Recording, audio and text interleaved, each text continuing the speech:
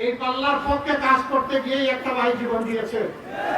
হে আল্লাহ, এই শহীদের উসিলায় এই পাল্লাকে তুমি কবুল করো।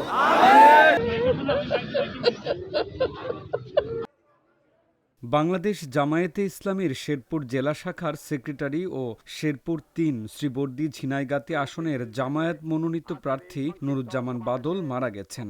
ইন্না লিল্লাহি ওয়া ইন্না ইলাইহি রাজিউন।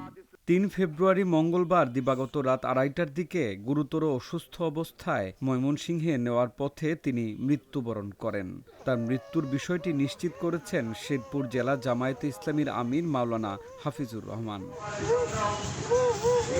আমি তার ইমিডিয়েট ছোট ভাই। সারা জীবনে আমি তাকে কখনো একুক্ত নামাজ কাজা করতে দেখি নাই, কখনো কোনো অবৈধ টাকা হাতে ধরতে দেখি নাই, মানুষকে কখনো কষ্ট দিতে দেখি নাই। তার মতো ভালো মানুষ বৃহত্তর ময়মনসিংহে দ্বিতীয়টা আছে কিনা এটা আমার সন্দেহ আছে। উনি চলে যাওয়ার পর দেখতেছেন আপনারা যে হাজার হাজার নেতা কর্মী আসে, সবার চোখে পানি, কান্নায় তারা তাদের ভাষা মুখে আসতেছে না, তারা সবে আবেগ আপ্লুত, সবাই বলতেছে আমাদের কি হলো, আমরা কোথায় যাব। এদিকে বুধবার ভোরে নুরুজ্জামান বাদলের মরদেহ শ্রীবর্দী উপজেলার পোড়াগড় এলাকায় গ্রামের বাড়িতে পৌঁছলে সেখানে এক হৃদয় বিদারক পরিবেশ সৃষ্টি হয়। কান্নায় ভেঙে পড়েন স্বজন ও দলীয় নেতাকর্মীরা। আমাদের প্রিয় বাদল ভাই হঠাৎ করে আমাদের ছেড়ে চলে গেলেন, এটা আমরা কোনোভাবেই মেনে নিতে পারতেছি না। তারপরেও আল্লাহর ইচ্ছায় সব কিছু হয়ে থাকে। আল্লাহ তার উপর রাজি হয়েছেন, খুশি হয়েছেন। হয়তো এর বিনিময়ে আমাদের জন্য আরো বড় কিছু সাফল্য আসতে পারে। আল্লাহ যেন আমাদের সেই ব্যবস্থা করে দেন।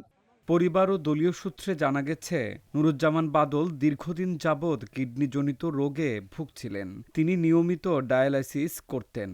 তবে মঙ্গলবার রাত 10টার দিকে হঠাৎ শ্বাসকষ্টজনিত সমস্যায় গুরুতর অসুস্থ হয়ে পড়েন নুরুজ্জামান বাদল।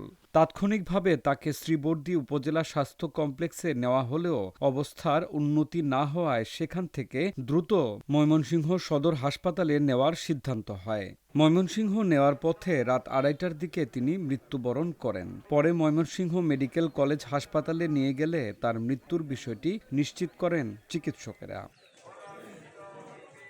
এছাড়াও বাংলাদেশ জামায়াতে ইসলামীর ভেরিফাইড অফিসিয়াল ফেসবুক থেকেও তার মৃত্যুর বিষয়টি নিশ্চিত করা হয়েছে। ফেসবুক পোস্টে কিডনিজনিত রোগে হাসপাতালে ভর্তি অবস্থায় তার মৃত্যুর খবর জানানো হয়।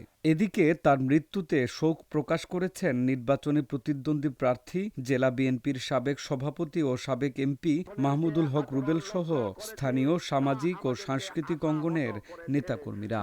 ভাই বন্ধুগণ, এই আশাহত চিরদিনের জন্য আশাহত হওয়া নয়।